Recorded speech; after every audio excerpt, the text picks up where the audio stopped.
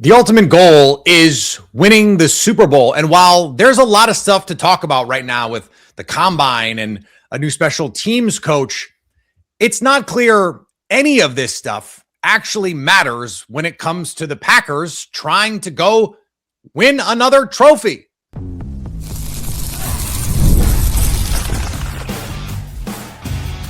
You are Locked On Packers, your daily Green Bay Packers podcast.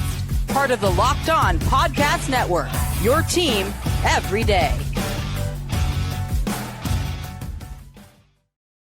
You are Locked On Packers, part of the Locked On Podcast Network, your team every day. I'm Peter Bukowski, and I cover the Packers for The Leap, a newsletter I would love for you to subscribe to. Subscribe to the podcast on iTunes, on Spotify. Brandon makes fun of me every time I say iTunes. Apple Podcasts, Apple Music. Wherever you get podcasts, you'll find Locked On Packers, the number one Packers podcast on the internet, and the show for fans who know what happened. They want to know why and how. Thanks to everyone who makes Locked On Packers their first listen every day. We hope you like starting your day with us as much as we like starting our day with you here on the Locked On Podcast Network, the number one sports podcast network. It is a Sunday OT show, which means I have to bring in my co-hosts from the Locked On Packers squad show. Brandon Sneide joins me now. You're not a guest on this show. On the Sunday OT, you are the co-host, Brandon. I appreciate you as always. And I thought we'd play a little game here. Let's do it. There's a lot to talk about if you really want to get into the granularity and the minutia. And we have football sickos that listen to this show, and they generally like to do that. But when it comes to the business of winning a Super Bowl, I wanted to see where you are with how much this stuff actually matters. So we've had some breaking news since we last spoke. Since our Friday news dump, it was a special teams Friday news dump for the Green Bay Packers. Cam Achord, that's apparently how you spell his name. I talked to my old pal Mike Debate, who used to be our Locked On Patriots host. It is Cam like Achu, that was what he said. Achord. And so he was one of the first guys that we talked about when we talked about this list of candidates back when we first, probably 2 weeks ago, when the first group came out. And of the guys that were out there, and I said of the retreads that you could potentially hire, he was particularly interesting to me because he comes from that Belichick coaching tree, because those coaches tend to be so detail-oriented, because he once coached the number one special teams in the NFL. And he was the lead guy in his early 30s. Like, that speaks volumes to me for Bill Belichick. And that was before Belichick went full Nepo with his son, and his mullet and his sideburns and whatever. Like, this was a guy who led the number one special teams group in the NFL 6 years ago. He's 39. So I think that speaks a lot about the kind of coach he can be. And as the play fell off, they were a middling special teams unit in the middle there. Matthew Slater, who is the best special teams player of his generation, was saying, look, this is not on the coach. He thinks that Cam is a great coach. It was the players who were not executing. When I first went through the characteristics of the kind of coach that I felt like the Packers needed, you wanted a young guy with upside who could be here for a long time, who had that sort of progressive mindset that I'm going to be looking ahead. I'm going to be thinking about these new rules and the changes and all this stuff that's going to be forward looking. And I feel like that's kind of what the Bill Belichick experience was about. He was always thinking a step ahead. Now, whether the game passed him by later in his career, I think that's worth having a conversation about. The guy was in his 70s. Cam is not. So let's keep that clear here. Now, Brandon, how much do you care about this? I don't care because I don't think it matters, Peter. Like, you could hire Jesus as the special teams coordinator, and I'm not sure that it would make a difference, because until the organization is ready to fundamentally change their approach to special teams, I don't think it necessarily matters, right? Like, look at the Chicago Bears. Look how long it took them. I hate talking about that team on this show, but think how long it took them to find a quarterback and how many darts they threw at a wall until they let's hire a coach who actually knows what he's doing. Let's hire a coach who wants to take a different approach into drafting and developing the quarterback position. It's kind of like the Packers special teams. Peter, 2007 was the last time they had a top 10 unit. That's not a Rich Bisaccia issue. That's not a Matt LaFleur issue. That's a That's a Green Bay Packers issue for the last almost 2 decades. I think it's interesting, right? It gives us something to digest and break apart and look at the pros and the cons and have some fun during an offseason and maybe get a little excited, right? Because I always like to stay a little bit optimistic, despite what you and Coach Jags like to say. But so like that's the cool part about it. But for me, it doesn't matter, because until the Packers really go into wanting to improve their special teams from the top down, like Matt LaFleur saying, I don't talk to kickers. Well, you probably should, Coach LaFleur. And Brian Gutekunst, I give him a little bit more credit because he did go out and address some positions of need when it comes to the special teams. When you go and sign Nick Nyman off of the Los Angeles Chargers during training camp, like there's obviously a little bit of care when you build your roster. But like Brandon McManus, he shouldn't have been in. He shouldn't have been kicking field goals when he was hurt. Like that tells me right there that the organization just doesn't care. So I don't care necessarily, no offense to the incoming special teams coordinator, who you're going to be, because until it happens, Peter, I'm not going to buy that the Packers are ready to be a serviceable special teams unit. If they make a good hire, I do think that matters on the margins, but I think Rich Bisaccia was a net negative for this team. If you just get a net neutral coach, that's fine. Like really, truly, I think that is fine, because Matt LaFleur likes to point out, hey, we don't make that many mistakes, but when we do, they're nuclear mistakes. Like just cut out the nuclear mistakes. You don't need to have Desmond Howard in his prime. You don't have to have, Mason. You don't have to have Adam Vinatieri at kicker. You don't need to have Craig Hendricks in 1996 as your punter. Although Daniel Whelan's pretty close. Just don't kill them. And I think it's all going to be fine. Let's talk about the combine stuff, because like my dad, for example, he listens to the show, but through the draft, he's just like, I'm out. I can't get excited about it. Tell me when the players are in the building and we can talk about them.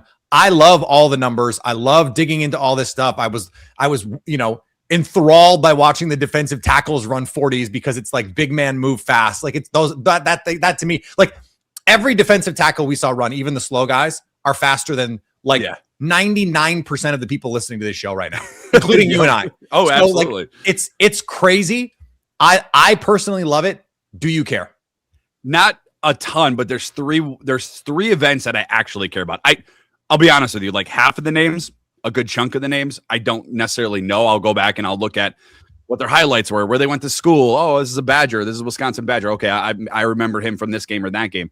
There's 3 events that I really, really like. The 3-cone drill, the 10-yard split. When you talk about big men, like 10-yard split for me is the important one, right? Like, are you explosive? Can you get out of your stance? Like that one is fun for me to watch. You mentioned it already.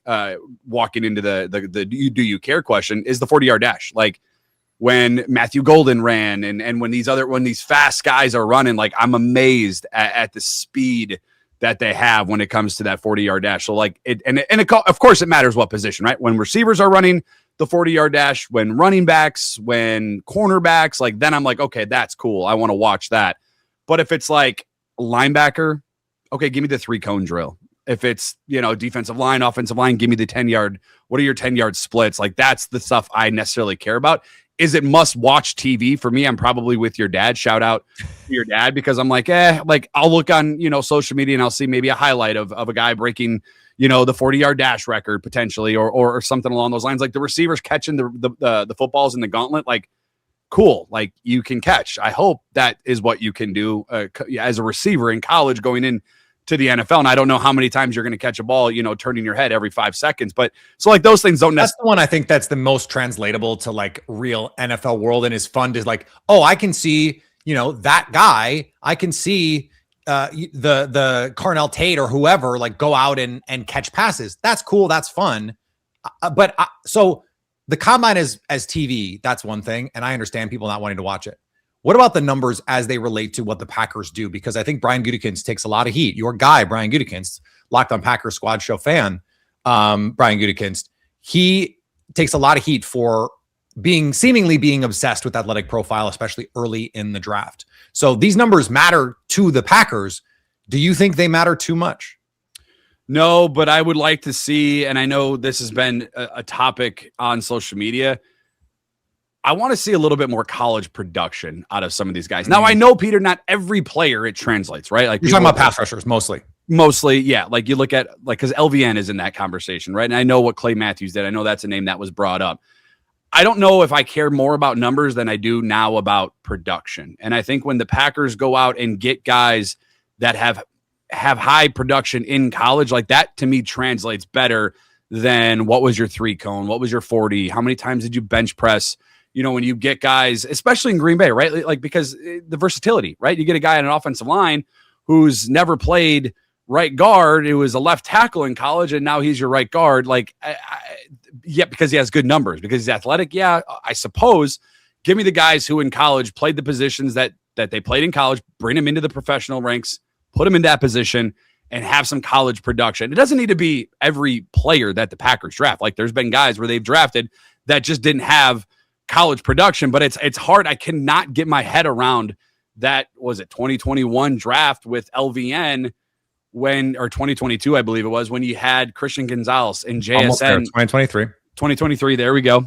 When you had those guys literally sitting in front of you. And I know that happens in every draft, but LVN didn't produce in college. I don't even think he started at Iowa. And then, but that was a different thing. What is funny to me, Brandon, is, and I think you're right at times. What's funny is at receiver, they care deeply about production. At quarterback, they care deeply about production. And what 2 positions have they drafted better than anyone over the last 35, 40 years?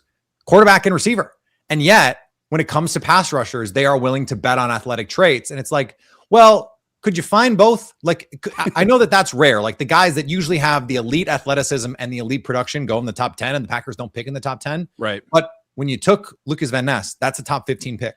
When you took Rashawn Gary, that's a top 15 pick. Yep. Those guys, you had opportunities to draft players that had the combination of production and athleticism. And for whatever reason, it's almost like they take a sadistic pleasure in trying to find the diamondy in the roughest possible guy, even when they have premium picks. And that's where I think sometimes they get into trouble. I know that you guys on the Squad Show talked about the NFLPA survey data. I want to get your thoughts on that when we come back on a Locked On Packers Sunday OT. Workplace chaos, deadlines stacking up, inbox overflowing, and one position you have to fill still sitting open. When the pressure's on, you need the right hire, and this is a job for sponsored jobs. In fact, Indeed Sponsored Jobs helps you reach the people who actually fit what you're looking for: skills, experience, location, so you're not just hoping the right candidate stumbles across your post. And here's a stat that says it all. In the minute that I've been talking to you, companies like yours made 27 hires on Indeed, according to Indeed data worldwide. So if you're hiring, spend less time searching and more time interviewing candidates. Check all the boxes with Indeed Sponsored Jobs. And listeners of this show can get a $75 sponsored job credit to help get your job the premium status it deserves at Indeed.com/podcast. Go to Indeed.com/podcast right now and support our show by saying you heard about Indeed on this podcast. Indeed.com/podcast. Terms and conditions apply. Need to hire. That is a job for Indeed Sponsored Jobs. College basketball is nonstop. Big games, tight spreads, momentum swings every single night. From early tip-offs to late-night West Coast shootouts, there's always action on the board. And now, FanDuel is giving you a way to turn that energy into even bigger potential wins with a college basketball parlay profit boost. You can build any college hoops parlay you want. Rivalry games, ranked matchups, whatever fits your moment, whatever makes you feel good. Mix spreads, totals, and player props to match how you see the slate playing out. Then apply that profit boost and instantly bump up the potential payout. Go safe, go bold, ride with the team you've been following all season. It's your parlay, your style, now with more upside behind it. Head to FanDuel.com to get started. That's FanDuel.com. FanDuel, play your game. We live in a world where you can stream anything, order food in minutes, and carry supercomputers in our pockets. And somehow buying tickets into a live game still feels mega complicated. Hidden fees, jumping prices, endless steps. There has to be a better way. That's why I use the Game Time app. It gives fans the advantage and makes getting tickets simple. Whether it's NFL games, concerts, comedy, whatever you're into. You can see panoramic views from your seat before you buy. The prices include all the fees, no surprises at checkout. You can even spot zone deals where you pick the section and Game Time picks the seats for extra savings. 2 taps and you got great seats locked in. Fast, easy, done. Take the guesswork out of buying tickets. Download the Game Time app, create an account, and use code LOCKEDON for $20 off your first purchase. Terms apply. Again, create an account and redeem code LOCKEDON for $20 off. Download Game Time today.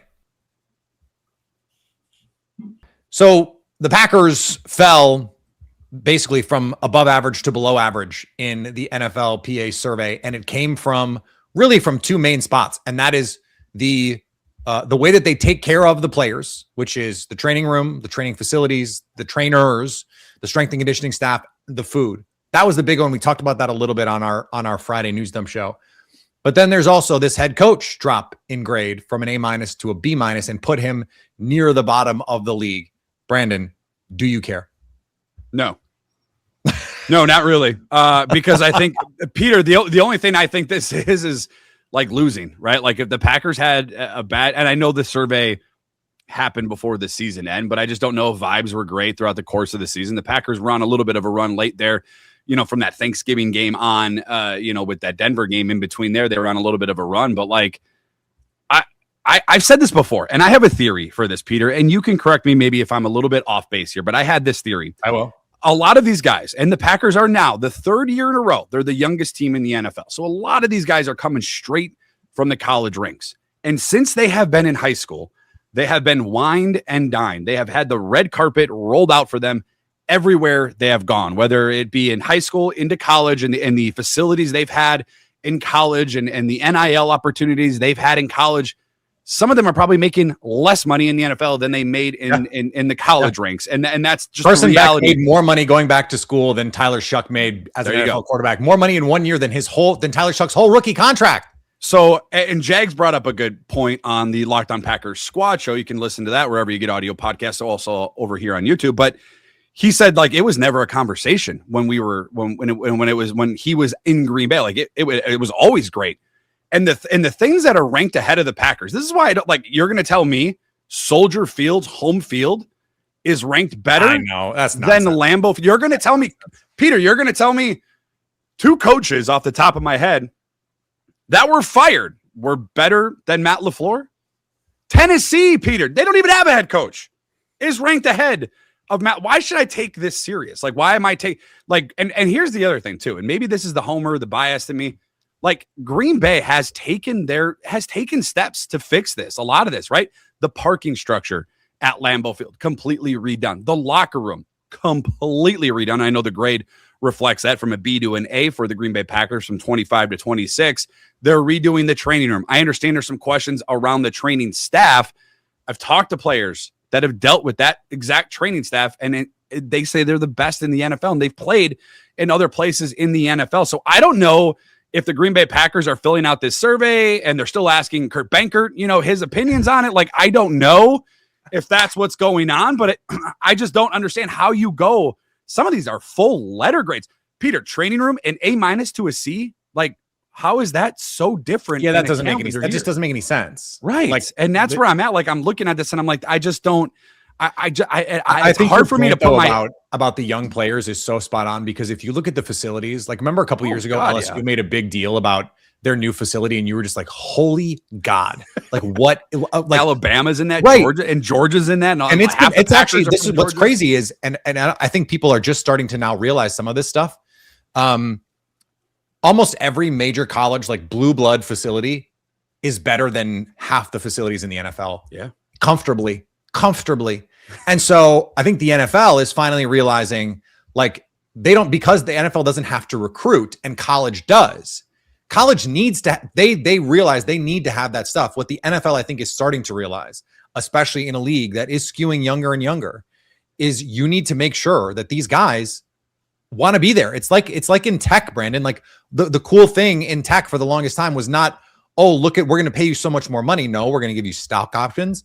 And the office is going to be a kind of place you want to hang out with, basketball courts and free food and all of this stuff to make you feel happier at work. And the point that I made on the live stream on Friday was there is a direct correlation between nutrition and injury. And the fact that the Packers are getting a C, I think, has to make them as an organization. It's not just Matt LaFleur. And I said this, I don't think Matt LaFleur needs to be like listening to Andrew Huberman podcasts and making sure that like everyone is maximizing their longevity, but someone in the building does. Someone in the building has to be in charge of that stuff, whether it's operations, whether it's, building services. I don't know who in the hierarchy of Green Bay needs to be on that stuff, but someone does. And the fact that the training staff is getting this C grade. Like, I talked to a player who said, I didn't see any difference. I had multiple injuries. This is the player speaking. I had multiple different kinds of injuries and got basically the same treatment for it. So that seems suboptimal. I'm not a doctor, but Sure. that was the player's perspective on it, was like, this doesn't seem right to me. Even if it was, sometimes it doesn't, the perception doesn't seem right. What do you think about the Matt LaFleur piece of this though? Like, what could have possibly changed in a year that would have players going, I don't know, where this is not great. And by the way, the grading is like respect for the players from the head coach, not how good do you think your head coach is. And I think that's an important difference here. Yeah, that needs to be said out loud, certainly on social media, because fans are going crazy with that one. Yeah. But I look at it, Peter, you remember at the end of the year, right? The Packers lose in Soldier Field, awful ending to the season. And Wait, they lost? Yeah. Well, oh, no. I mean, sort of. It's a blur, but like they lose 5 in a row, right, to end their season. And like the vibes were #not great. But then you see Tucker Kraft, Xavier McKinney, Josh Jacobs, Jordan Love, Micah Parsons, all coming out in defense of Jordan Love. Zach Tom was also in that. Like, and so like for me, it's like, okay, how is the core of your locker room vocally defending the head coach, but then his grade doesn't reflect that? So are the players lying? Are the people that are being asked to complete these surveys not being interviewed? Like, it just doesn't, for me, it doesn't match up directly. And here's the other thing too, is everybody wanted Rich Bisaccia fired, right? He gets the B+. Like, he gets a better grade than Matt LaFleur. And people that's the thing with fans. Like, which one are you on? Because you blamed Rich Bisaccia for the special teams. But the players loved him. So you can't have it both ways when it comes to Matt LaFleur. Honestly, this is not a good answer for the Locked On Packers Sunday OT. I don't really know what to make of it. I can't buy into it.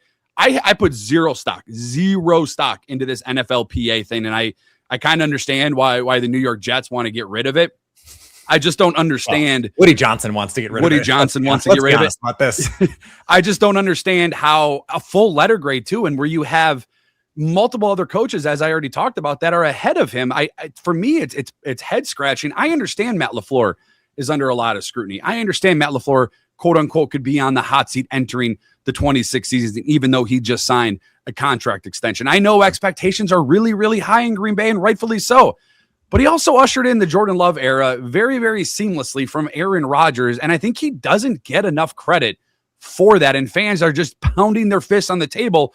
I want a Super Bowl. I want a Super Bowl. But it is very difficult. I know it's a cliche saying. It is difficult and very hard to win. And the Packers have found a way to do it every single year. And Micah Parsons' brother, for whatever it's worth, on Twitter yesterday, X, whatever it's called, said one of the main reasons Micah came to Green Bay wasn't because of the destination, although it is a destination, in my opinion, but said it was because of Matt LaFleur. Like, it was because of Matt LaFleur. Like, that carries a little bit of weight, and I don't understand the B-, a full letter grade drop for Matt LaFleur and coaches ahead of him, Raheem Morris, Jonathan Gannon. Can I give you my low stakes conspiracy theory on this? Absolutely.